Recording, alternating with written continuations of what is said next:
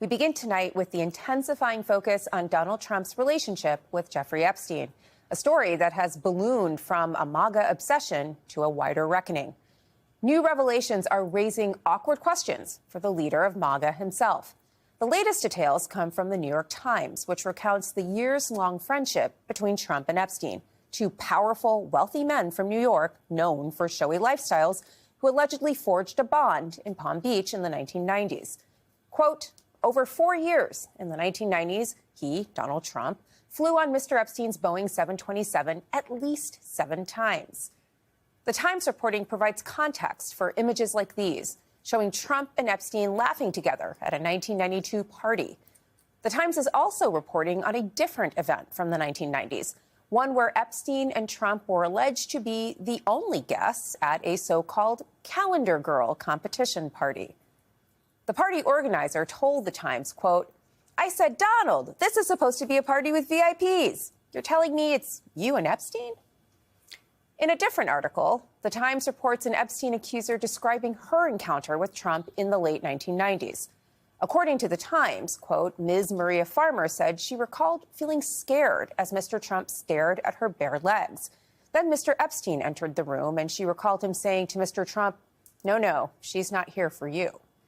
The story continues, quote, the two men left the room and Ms. Farmer said she could hear Mr. Trump commenting that he thought Ms. Farmer was 16 years old, end quote. Ms. Farmer also told the Times that she never saw any criminal wrongdoing by any of Epstein's associates. And we should note, Trump has never been charged in connection with Epstein. But all of this follows recent bombshell Wall Street Journal reporting. According to the Wall Street Journal, in 2003, Trump reportedly wrote Epstein a bawdy birthday card with a hand drawing of a naked woman and an inscription that referred to a, quote, wonderful secret. That article prompted Trump to sue the Wall Street Journal, its parent company, and Rupert Murdoch.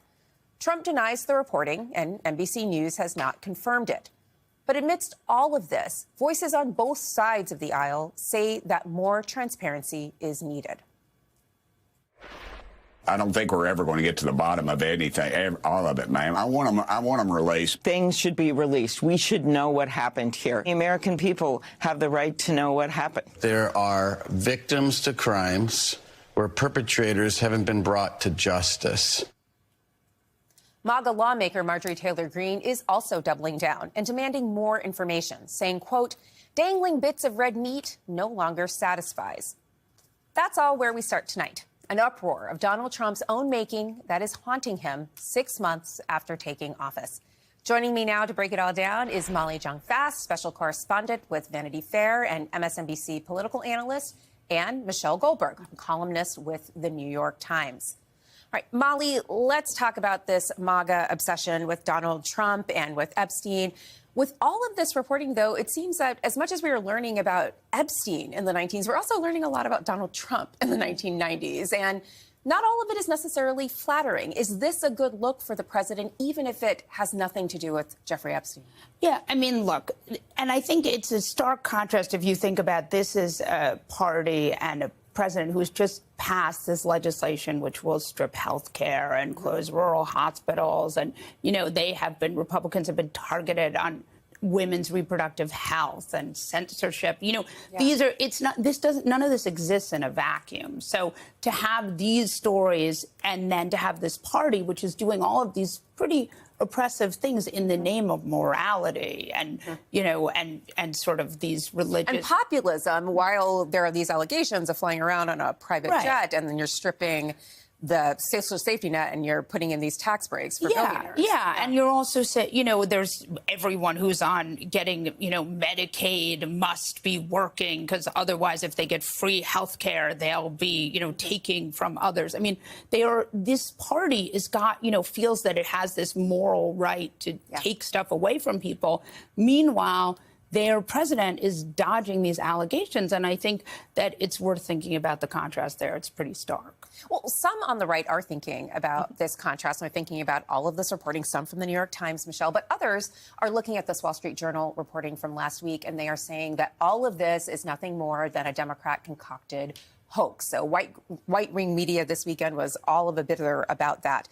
Do you think that's enough to mollify Donald Trump's base, to simply say that the Wall Street Journal story is a hoax and they will move on? Or does this have legs? Well, I think the base isn't a monolith. So for sure, there was a part of the base that rallied around Trump when this Wall Street Journal story came out, right? It sort of turned their unease about Trump and his refusal to release these documents, and also his attacks on his own base over their demands that he release these documents. It polarized them against the mainstream media in a way that's familiar and comfortable for Trump. And a lot of them, I think, were looking for an excuse to get back on side. But there are, I think, among his base, true believers, and it's true believers in the Epstein conspiracy The sort of theory. cute And I don't want to Anna, dismiss the Epstein conspiracy theory in total, because there is obviously a lot of weird unanswered questions here. But I also think that there's people who have somehow developed this mythology around Trump himself that's kind of adjacent to QAnon, believing that Trump was going to reveal the pedophile conspiracy theory and take down all of the elites that they feel like have been oppressing and humiliating them. And now they're saying, why won't he do that? Right. And it's making them, you know, as you said, Marjorie Taylor Greene is kind of out there saying, no, she's not going to be mollified by just the grand jury testimony or just the other things that Donald Trump is throwing into the water to try to distract people. So some of this chum in the water is stuff that apparently has come from Donald Trump himself. So Molly, in 2002, Trump infamously said, quote, "I've known Jeff for 15 years. Terrific guy. He's a lot of fun to be with. It is even said that he likes beautiful women as much as I do, and many of them are on the younger side. No doubt about it, Jeffrey enjoys his social life."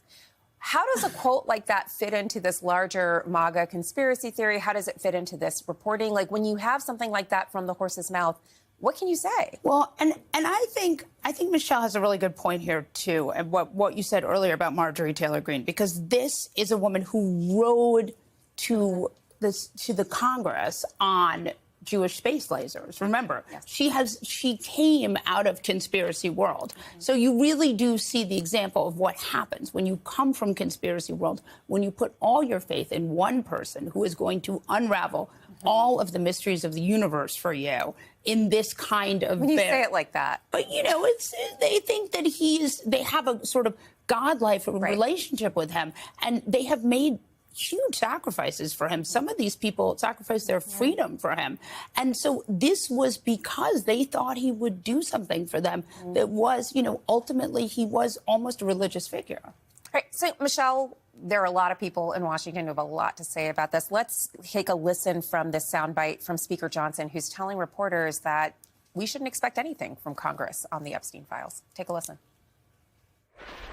My belief is we need the administration to have the space to do what it is doing, and if further congressional action is necessary or appropriate, then we'll look at that. But I don't think we're at that point right now because we agree with the president. So no vote on this resolution? No. Right.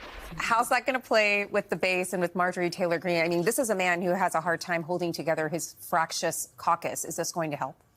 Well, no, it's obviously not going to help. I mean, look, I think that most of the Republican Party has shown that they will excuse anything. And I think most of them have made their peace with the fact that Donald Trump is exactly the guy he revealed himself to be in that quote that you read earlier, right? The kind of revelations that Donald Trump hung out with lots of lecherous men and made terrible comments about women and was good friends with Jeffrey Epstein. That's not new. It's just sort of how people have interpreted that. There's part of the party that has made their peace with that. And there's part of the party, I think, for whom the cognitive dissonance was so great that they had to invent another Donald Trump, a Donald Trump who really all this time has been a, you know, sort of warrior for light. And I think that those are the people. I think it's probably not a huge part of the party, but it's enough of the people who are really active on social media and podcasts. It's those people that I think, you know, maybe they're not going to start voting for Democrats, but they might become disillusioned. They might just say, you know, they're all the same. Is that where you are on this, too? I mean, again, the numbers we don't know. But one of the things that Trump did was very successful at was turning out those 1s and 2 low-frequency voters. That said, you know, he said he was going to make things cheaper. Remember? Yeah, we forgot all about that. Yeah. Way back 6 months ago, which could be like a decade ago, he said he was going to make things cheaper. So things are now more expensive, almost, you know, universally. So I do think there's going to be I mean, he's not going to be up for election again.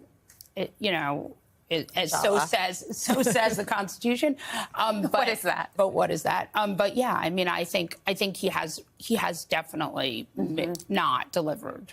Well, so one of the things he has delivered on is his zeal to use the office for political retribution. I want to call your attention to disturbing social media frenzy over the weekend over an AI video that depicts former President Barack Obama being arrested, kneeling and being arrested.